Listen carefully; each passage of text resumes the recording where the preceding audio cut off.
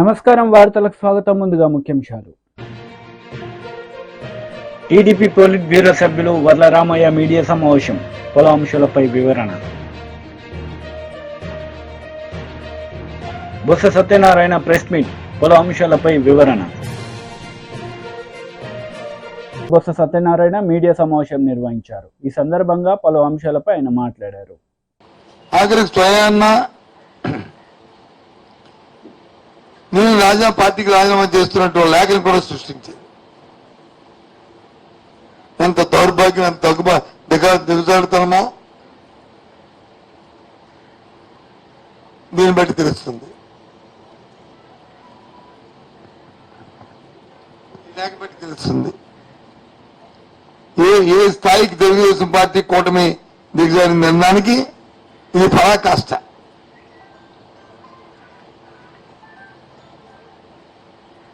ఇది ఒక మచ్చుతుంది. ఇలాంటివి ఇది ఒక చిన్న విషయం. అంటే ఏదైనా ఏదో విధంగా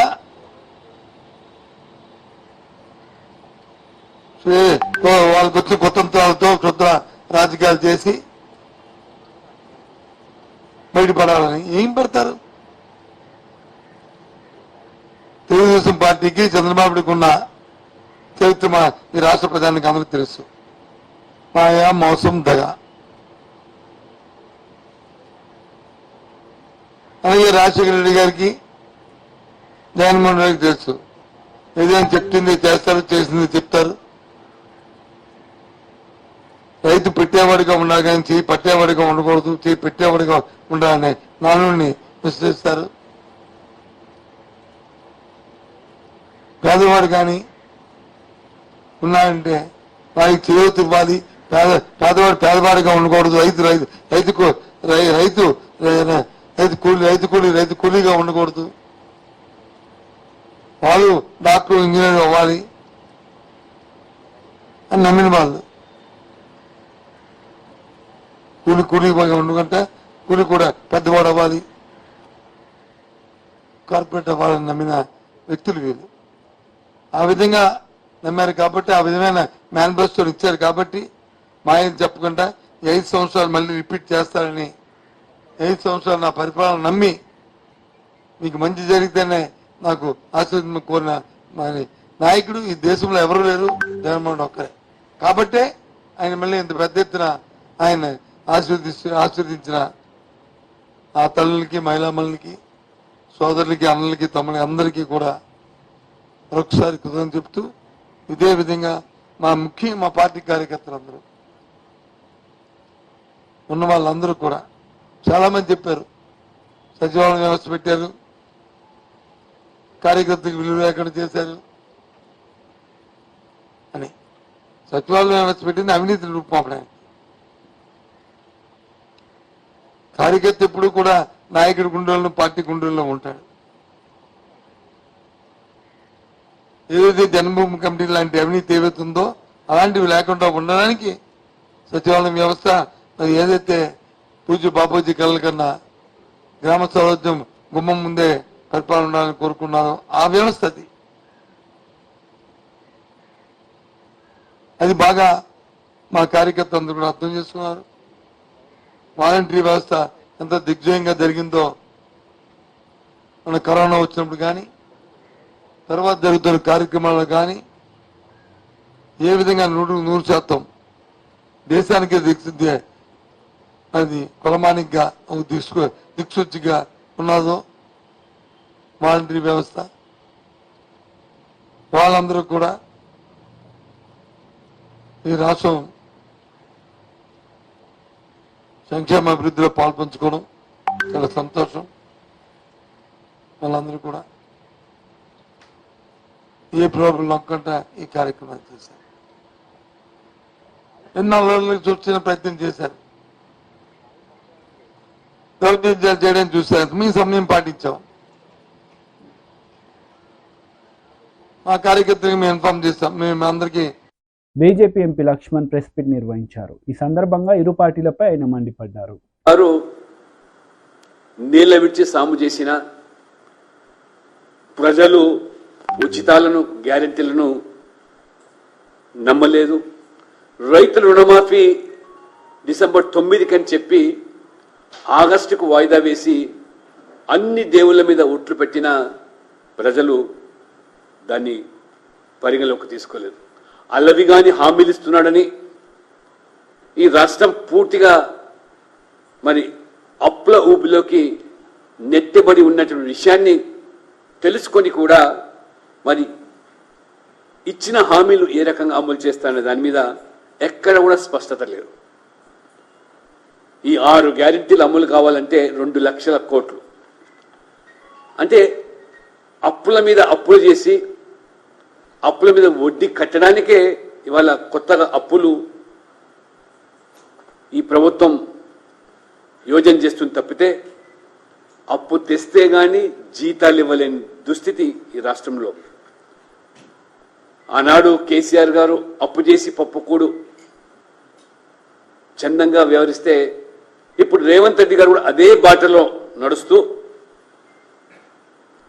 ప్రభుత్వం ఏర్పడిన 5 నెలల్లోనే 16,000 కోట్లు అప్పులు చేసి ఈ రాష్ట్రాన్ని అప్పుల కుప్పగా మార్చి కాంగ్రెస్ అసలు ఈ రాష్ట్రాన్ని ఏమి చేయదలుచుకున్నదో, కొత్తగా ఏర్పడిన రాష్ట్రము తెలంగాణ రాష్ట్రం ఏర్పడితే మరి గుజరాత్తో పోటీ పడేటువంటి అవకాశాలు ఉన్నప్పటికీ కూడా వీళ్ళ యొక్క అనాలోచితమైనటువంటి చర్యల వల్ల కేవలం ఓట్ల కోసం ఈ తెలంగాణ రాష్ట్ర అభివృద్ధిని పన్నంగా పెట్టి రాష్ట్ర ఆర్థిక వ్యవస్థను బలోపేతం చేయకుండా దానికి కావాల్సినటువంటి నిర్ణయాలు ఏమీ తీసుకోకుండా ఖజానాపై భారం పడే విధంగా అప్పులు పెరిగేలా నిర్ణయాలు తీసుకుంటుంది.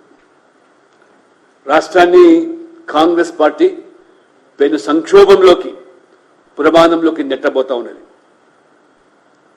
పూర్తిగా అభివృద్ధిని పనంగా పెట్టేసి వీళ్ళ యొక్క నిర్వాహకం వల్ల ప్రాజెక్టులు కానీ సంక్షేమ కార్యక్రమాలు కానీ నిధులు కల్పించలేని దుస్థితి ఇవాళ స్పష్టంగా మనం చూస్తా ఉన్నాం. విద్యుత్ కోత ఈ పాటికే ఈ 5 నెలల పాలనలోనే ప్రజలు చవి చూస్తూ ఉన్నారు. మరోవైపు నీటి కొరత, అదే రకంగా సాగునీటి రంగాలపై ఒక స్పష్టత లేకపోవడం,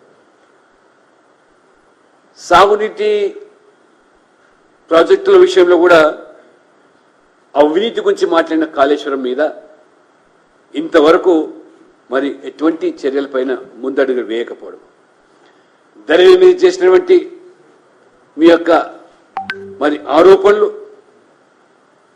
ఆ ధరణి సమస్యలు పరిష్కారం చేసేదానికి కూడా ఒక్క అడుగు కూడా ఆ దిశలో ముందుకు వేయకపోగా పైపెచ్చు ఆ ధరణిలో పాల్పడ్డ అవినీతి పరులను కాంగ్రెస్ చేర్చుకొని పునీతులుగా మార్చేస్తూ ఆ యొక్క ధరణిని కూడా అటకెక్కించే పరిస్థితి.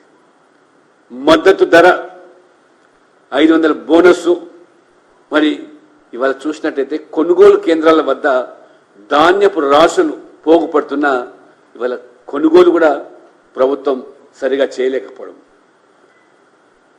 ఇక బీఆర్ఎస్ గురించి అది చచ్చిన పాము, ఎంత వారు జాకి బట్టి లేపాలని ఆ యొక్క మరి కారు ప్రయత్నం చేసినా కారు గ్యారేజ్ నుంచి బయటకు వచ్చే పరిస్థితి లేదు.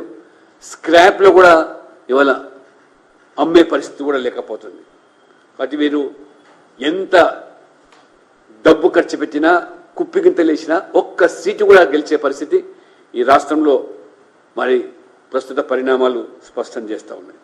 ఎందుకంటే ప్రజలు కూడా 10 ఏళ్ళు మోసపోయినాం ఈ కుటుంబం పట్ల. కేసీఆర్, కేటీఆర్, హరీష్ రావు, కవిత వారి నిర్వాహకం వల్ల రాష్ట్రం అధోగతి పాలైందని, అందుకనే వారు మరి ఈ యొక్క ఎన్నికల్లో కనీసమైనటువంటి ఒక్క సీటు కూడా గెలవకుండా డిపాజిట్లు దక్కించుకోవడమే గగనంగా మారిన పరిస్థితి.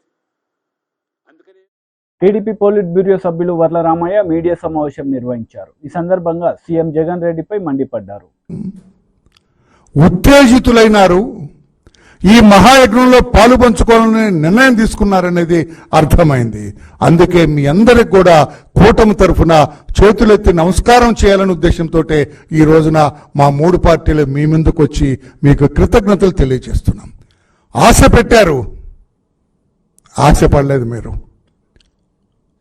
ప్రలోభ పెట్టారు, ప్రలోభ పడలేదు. మీరు భయపెట్టారు, మిమ్మల్ని భయపడలేదు. మీరు కర్రలతో కొట్టారు మిమ్మల్ని, అయినా క్యూలో నుంచి బయటకు వెళ్ళలేదు.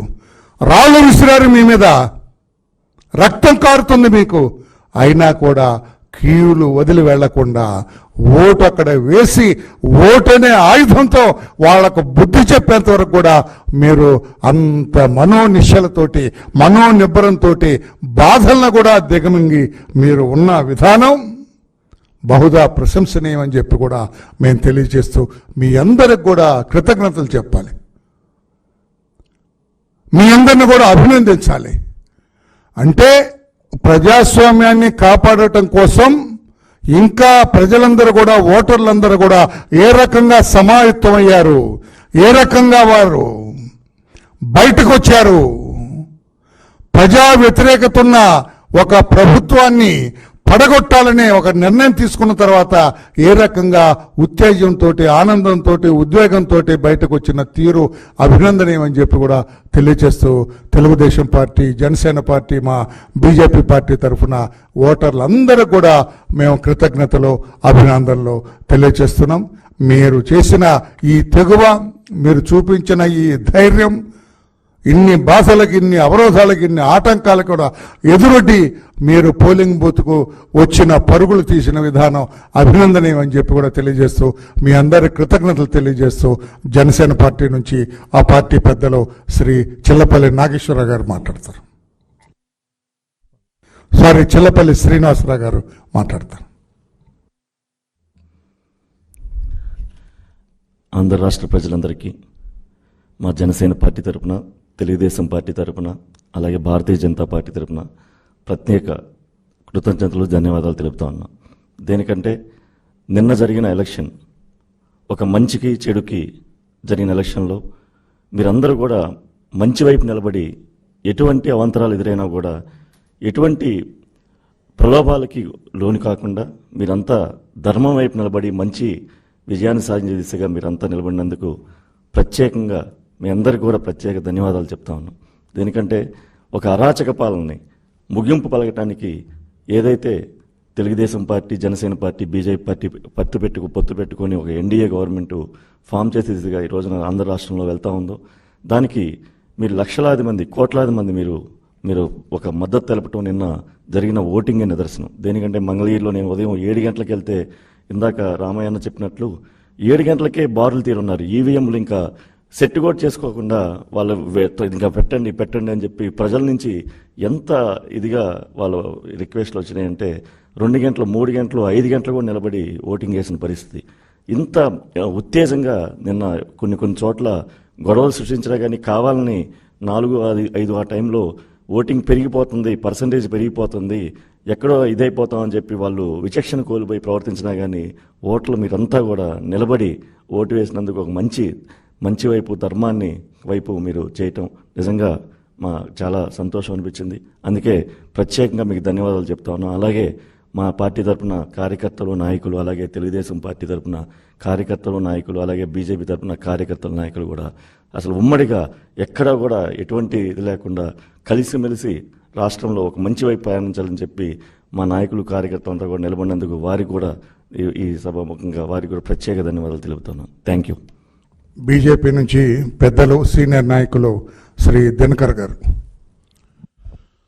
ప్రింట్ అండ్ ఎలక్ట్రానిక్ మీడియా మిత్రులకి నమస్కారాలు తెలియజేస్తూ, నిన్న జరిగినటువంటి ఎన్నికలు, అసెంబ్లీ మరియు పార్లమెంట్ ఎన్నికల్లో యావత్ ఆంధ్రప్రదేశ్లో యువకులు, యువతులు, స్త్రీలు, పురుషులు అన్ని వర్గాలకి చెందిన అన్ని ప్రాంతాల్లో ఉండేటటువంటి ప్రజలందరూ కూడా ఏకోన్ముఖంగా ఉదయం 7 గంటల నుంచి రాత్రి 11-11:30 అయ్యే వరకు కూడా ఎంతో ఓపికతోటి ఈ యొక్క దుష్ట దుహంకార అవినీతి ప్రభుత్వాన్ని నడుపుతున్న జగన్మోహన్ రెడ్డి పాలనకి చరమగీతం పాడాలి అనేటటువంటి ఉద్దేశంతో మొక్కవోని ఆత్మవిశ్వాసంతో ప్రజలందరూ కూడా సజ్జల రామకృష్ణారెడ్డి మీడియా సమావేశం నిర్వహించారు. ఈ సందర్భంగా ఆయన మాట్లాడారు. గుంటూరు వెస్ట్, వినుకొండ, సత్తెనపల్లి, అద్దంకి, పొన్నూరు, అమలాపురం ఇవి మా దృష్టికి కొన్ని వచ్చినాయి. ఈ దాదాపు ఇక్కడంతా కూడా రిగ్గింగ్కు పాల్పడ్డారు. తెలుగుదేశం మూకలు అడ్డంగా ఈవీఎంలు పగలగొట్టారు చాలా చోట్ల. వీటి మీద కంప్లైంట్లు ఇచ్చాం. దాదాపు 80 పైగా ఈ ఒక్కరోజే వీళ్ళ దుశ్చర్యలన్నీ ఈసీకి కంప్లైంట్లు ఇచ్చాం. సరే చర్యలు ఏమున్నా రికార్డు అయితే అవన్నీ మొత్తం మీద ఇప్పటికీ ఇంకా క్యూలు ఉన్నాయి. అండ్ జూన్ 4వ తేదీ ఫలితాలు వచ్చే వరకు అందరం వేచి ఉన్నాం. ఈరోజు ముఖ్యంగా ప్రజలకు కృతజ్ఞతలు. వైఎస్ఆర్ కాంగ్రెస్ పార్టీ తరఫున, జగన్మోహన్ రెడ్డి గారి తరఫున ఓటర్లకు, ఏ అట్టడుగు వర్గాలైతే మాకు అండగా, వైఎస్ఆర్ కాంగ్రెస్ పార్టీకి అండగా ఉన్నాయో గతంలోనూ ఇప్పుడు కూడా, ఎవరి కోసమైతే జగన్మోహన్ రెడ్డి గారు పాటుపడుతున్నారో సంక్షేమ అభివృద్ధి కోసం, వాళ్ళంతా కూడా జగనన్నతో మేము ఉన్నామని ఈరోజు ఓటింగ్కు పెద్ద ఎత్తున రావడం ద్వారా తమ అభిమానాన్ని చాటుకునేందుకు అందరికీ కూడా కృతజ్ఞతలు. మా వైపు నుంచి పూర్తిగా కార్యకర్తలు క్షేత్రస్థాయిలో, అటువైపు నుంచి ఎంత రెచ్చగొట్టే చర్యలున్నా ప్రశాంతంగా సంయమనంతో పనిచేసిన క్షేత్రస్థాయి కార్యకర్తలకు, నాయకులకు అందరికి కూడా ధన్యవాదాలు కూడా చెప్తున్నాం. Thank you.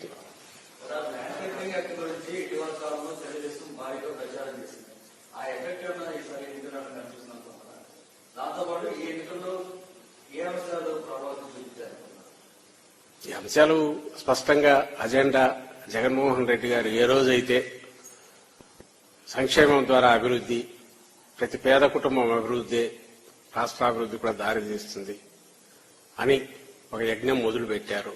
ఆ రోజే అజెండా ఫిక్స్ అయిందని మేము అనుకుంటున్నాం. ఆ రోజు నుంచి ఈ రోజు వరకు జరిగినదంతా కూడా దాని కొనసాగింపు. ప్రజలు అదే నిజమైన ప్రజాస్వామ్యంలో అజెండాగా ఉండాలని కూడా భావించారని కూడా ఈ గతంలో కూడా తెలుస్తుంది. అదే మేము చెప్తూ వచ్చాం. ఇక ల్యాండ్ టైటిలింగ్ యాక్ట్ అది కాదు, ఇంకా చాలా అన్నారు. గొడ్డలు అన్నారు, ఇంకోటి అన్నారు, ఏమో అన్నారు. బహుశా అవన్నీ రేపటి నుంచి ఎక్కడికి పోతాయో. అంటే ఈ అజెండాలో పోటీ పడే శక్తి లేక జగన్మోహన్ రెడ్డి గారు గీసిన గీటు ఏదైతే ఉందో బెంచ్ మార్క్, అక్కడ పోటీ పడే శక్తి గాని ప్రయత్నం చేసే ఆలోచన కూడా లేక, అది అవసరమనిగా భావించని చంద్రబాబు నాయుడు గారు తనంతట తాను కొత్త అజెండా ఏదో గాల్లోంచి క్రియేట్ చేసి అదే దీని కింద కృత్రిమ అజెండాను ఈ ఎన్నికల అజెండాగా చేయాలని చూసినా ఆయన పాచికలు పారలేదు, జనం దానిలో పట్టించుకోలేదని మేము అనుకుంటున్నాం. Thank you.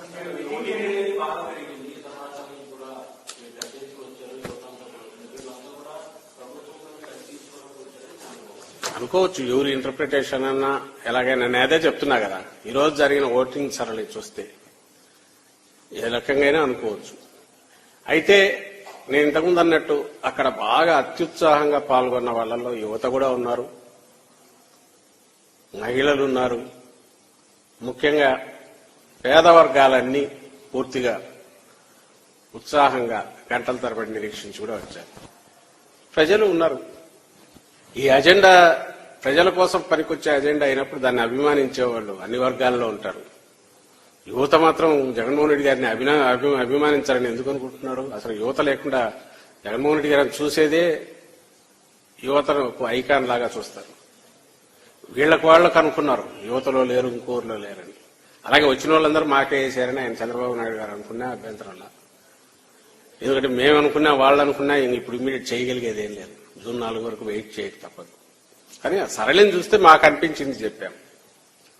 ఈరోజు మా ఉదయం నుంచి సాయంత్రం వరకు అదంతా అబద్దమని ఆయన అంటే అనుకోవచ్చు. చంద్రబాబు నాయుడు వాళ్ళందరూ ఆయనకే వేశారని అనుకుంటే అనుకోవచ్చు.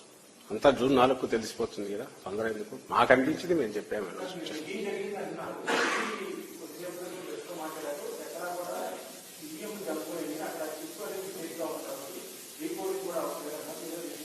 రిగ్గింగ్ జరిగింది చేసాం, కంప్లైంట్ చేసాం. రిగ్గింగ్ జరిగిందని కంప్లైంట్ ఇచ్చాం, వాళ్ళకు చెప్పాం, కంప్లైంట్ ఇచ్చాం, రీపోలింగ్ అడిగాం. ఇంకా తర్వాత ఎలక్షన్ కమిషన్ అది ఇండిపెండెంట్ వాళ్ళ డెసిషన్ ఏదైనా వాళ్ళు తీసుకునే కాల్ తీసుకుంటారు. మా వైపు నుంచి కంప్లైంట్ ఇచ్చాము, మీడియాలో కూడా వచ్చాయి, అండ్ దానికి అవసరమైన ఆధారాలు కూడా ఉన్నాయి. మొత్తం నేనైతే ఇంకా ఎగ్జాక్ట్ గా పూర్తి డీటెయిల్స్ లేకపోలేదు. తర్వాత స్టేట్మెంట్ రూపంలో అన్ని పంపిస్తాం. దాదాపు 80 పైగా ఇచ్చినట్టున్నాం నాకు తెలిసి కంప్లైంట్లు. ఈరోజు 80 పైనే ఇచ్చినట్టున్నాం. అన్ని కూడా ఆధారాలతో ఉన్నవి, అన్ని మాకు వచ్చినవి, మీడియాలో రిపోర్ట్ అయినవి కూడా ఉన్నాయి అంతే కూడా. సో అందులో ఇవి కూడా ఉన్నాయి, రిగ్గింగ్ జరిగిన వీటిని కూడా పెట్టారు. Thank you.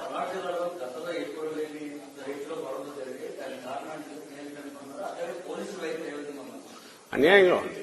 ఈ రోజు కాదు, 2 రోజుల నుంచి వాళ్ళ సినిమా మొదలైంది చూపించడం. 2 days ముందు నుంచి అదే పనిగా కొత్త అబ్జర్వర్ని ఎవరో తీసుకొచ్చి పెట్టేస్తున్నారు. ఎక్కడికెక్కడ బదిలీలు మీరు చూసినారు. ఎన్నికల పోలింగ్ ఒక రోజు ముందు అంత అడ్డగోలు బదిలీలు. ఎన్డీఏ కూటమి నేతలు మీడియా సమావేశం నిర్వహించారు. ఈ సందర్భంగా పలు అంశాలపై వారు మాట్లాడారు. అండ్ ముఖ్యంగా ఇవాళ పిఠాపురం ప్రజలందరూ కూడా మీ అందరి తరఫున మనస్ఫూర్తిగా థ్యాంక్స్ చెప్తున్నాం. ప్రత్యక్షంగా మేము అందరం చూసినప్పుడు ఇక్కడ ఓటు ఎలా వేశారంటే ప్రేమతో ఓటు వేశారు. కేవలం మా పవన్ కళ్యాణ్ నిలబెట్టుకోవాలి అనేది ఎక్కువ మంది ఒక ప్రిడామినెంట్గా మాకు వచ్చినటువంటి ఓటింగ్ అది. సో నేను ఆ విషయంలో పిఠాపురం ప్రజలకి మా ప్రెసిడెంట్ గారి తరఫున మనస్ఫూర్తిగా కృతజ్ఞతలు చెప్తున్నాను. ప్రేమతో ఓటు వేశారు. సో ఆ విధంగా పిఠాపురం ప్రజల యొక్క ప్రేమను మేము ఎలా అయినా సరే వాళ్ళకి ఎంతైనా బాగా చేయాలనేది ఇంకా బాధ్యత పెరిగింది. మేము ఒకటే చెప్తాం, పిఠాపురం ప్రజానికం మమ్మల్ని నిండు మనసుతో మా అధ్యక్షుడు పవన్ కళ్యాణ్ గారిని ఆశీర్వదించారు. సార్ ఎప్పుడైతే ఇక్కడ డిక్లేర్ చేశాడో సార్ యొక్క విజయం ఆ రోజే నిర్ణయం అయిపోయింది. మేము చేసిందంతా ఏంటంటే ఎన్నికల ప్రాసెస్లో దాన్ని చేసాం. మామూలంగా కూడా సార్కి ఏ ఓట్లు వచ్చాయని కానీ సార్ని మేము గెలిపించామని కానీ మేము ఎవరు అనుకోవట్లే. సారు నిర్ణయం ఆ రోజు ఏ రోజైతే అభ్యర్థిత్వం ప్రకటించారో ఆ రోజే పిఠాపురం నియోజకవర్గంలో ప్రజానీకం అంతా కూడా ఒక నిర్ణయానికి వచ్చేసేస్తారు. అందులో అనుమానం లేదు. ఈ ఎలక్షన్ జరిపించింది కూడా మేము వెనకుండి నడిపించాం. మా నాయకత్వం ముందుంది, లోకల్ నాయకత్వం. అల్టిమేట్గా ఆఖరి రోజున ఎలక్షన్ నడిపించి మాత్రం జన సైనికులండి. ప్రతి బూత్ కమ్మేశారు. ప్రతి బూత్లో కనీసం 60-70 మంది జన సైనికులు ఉన్నారు. పొద్దున్నుంచి సాయంత్రం నేను 7-8 గంటలకు కూడా బూత్లో తిరిగితే ఒక బూత్లో 70 మంది జన సైనికులు పహారా ఉన్నారు సార్. నిజంగా మా అధ్యక్షులు ఎప్పటి నుంచో ఒకే కోరిక, ఆశ, ఒక నమ్మకం ఉంది ఆయనకి, ఈ జన సైనికులు ఈ పార్టీ నడిపిస్తారని. ఆ రోజు నిన్న మీ నాయకత్వంతో కూడా మా కళ్ళతో చూసాం. వారి శక్తి ముందు మా నాయకత్వంతో కూడా వెలవెలబోయాం. నిజంగా కొట్టే అంత బలంగా నిలబడిపోయారు సార్ వాళ్ళంతా. ఇదే కాదు, ఈవేళ మాకు ఉన్న ఆధారం రిపోర్ట్స్ ప్రకారం రాష్ట్రం మొత్తం ఏ బూత్ దగ్గరైనా కూడా జన సైనికుడు అలా నిలబడి పహారా కాశాడండి. ఈవేళ మా అధ్యక్షుడు ఏదైతే ఆశించాడో ఆ కళ నిజంగా సాకారం అయింది. ఏ కూడా పిఠాపురంలో రానంత మెజార్టీ వస్తుందని మేమంతా కూడా ఆశాభావంతో ఉన్నాం. ఈ ప్రాసెస్లో మాకు సహకరించిన జనసేన పార్టీ నాయకులు, జన సైనికులు, తెలుగుదేశం పార్టీ నాయకులు, ముఖ్యంగా మాజీ శాసనసభ్యులు వర్మ గారు, వారు అందించిన సహకారం, అదేవిధంగా బీజేపీ నాయకులు, వారి కార్యకర్తలు అందించిన సహకారం మేము మరవలేనిది. అదేవిధంగా పత్రిక ముఖంగా కూడా మీరంతా కూడా మాకు అందించినటువంటి ఈ సహకారం మేము మరవలేనిది. ప్రింట్ అండ్ ఎలక్ట్రానిక్ మీడియా వారందరికీ కూడా మనస్ఫూర్తిగా కృతజ్ఞతలు తెలుపుకుంటున్నామండి. ఎందుకంటే పవన్ కళ్యాణ్ గారు ఎప్పుడైతే పిఠాపురం నియోజకవర్గం నుంచి పోటీ చేస్తామని చెప్పి అనౌన్స్ చేశారో అప్పటి నుంచి పోలింగ్ కంప్లీట్ అయ్యేంత వరకు కూడా మీరందరూ కూడా మా అందరికీ ఇచ్చినటువంటి సహకారం మరవలేనిది. పత్రికా ముఖంగా మీ అందరికీ కూడా మరొకసారి కృతజ్ఞతలు తెలుపుకుంటున్నాము. ఇక్కడ పిఠాపురంలో ఉన్నటువంటి ప్రతి వ్యక్తి మీద ఆయన నమ్మకం ఉంచి నన్ను మీరు గెలిపిస్తారు అనేటువంటి నమ్మకంతో ఆయన రాష్ట్రం అంతా ప్రచారం కొనసాగించారు. అదే నమ్మకాన్ని ఈ రోజున జన సైనికులు, పిఠాపురంలో ఉన్నటువంటి జన సైనికులు అందరూ కూడా నిలబెట్టుకున్నారంటే దీన్ని మేము చాలా గర్వంగా భావిస్తున్నాం. రేపు ఫ్యూచర్ లో పిఠాపురం నియోజకవర్గాన్ని ఒక ఐకానిక్ నియోజకవర్గంగా పవన్ కళ్యాణ్ గారు చూపించబోతున్నారు.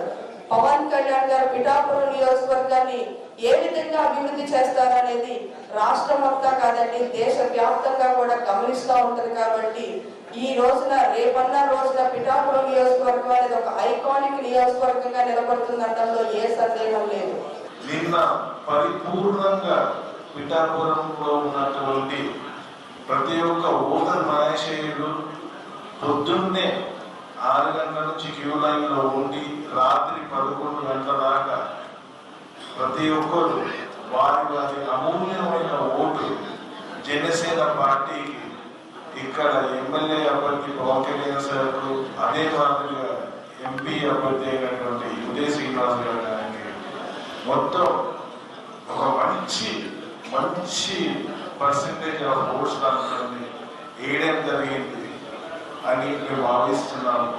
ఇక్కడ ఒక 45 రోజుల నుంచి ఉన్నప్పుడు మమ్మల్ని ఈ లోకల్ ఏదైతే లీడర్స్ ఉన్నారో, క్యాడర్ ఉన్నారో, జన సైనికులు కానీ, వీర మహిళలు కానీ, మేము వేరే ఊరు నుంచి వచ్చి ఇక్కడ ఒక నాయకత్వం రోల్ కాకపోయినా ఒక గైడెన్స్ ఇచ్చే రోల్లో తీసుకున్నప్పుడు మమ్మల్ని వాళ్ళు ఇనిషియల్గా కొంచెం రెసిస్టెన్స్ ఉన్నా అర్థం చేసుకున్న తర్వాత చాలా బాగా కోఆపరేట్ చేసి ఇవాళ మేము ఎంత కలిసిపోయినా ఉంటే ప్రతి ఒక్కరు మమ్మల్ని మా ఇంటికి పోయినాక వచ్చి కానీ పోవడానికి లేదు సార్ అనే లెవెల్కి ఇక్కడ లోకల్. వార్తలు ముగించే ముందు ముఖ్యాంశాలు మరోసారి. టీడీపీ పోలిట్ బ్యూరో సభ్యులు వర్ల రామయ్య మీడియా సమావేశం, పలు అంశాలపై వివరణ. బొత్స సత్యనారాయణ ప్రెస్ మీట్, పలు అంశాలపై వివరణ. ఈ వార్తలు ఇంతటితో సమాప్తం. తిరిగి ప్రసారమయ్యే వార్తల్లో మళ్ళీ కలుద్దాం.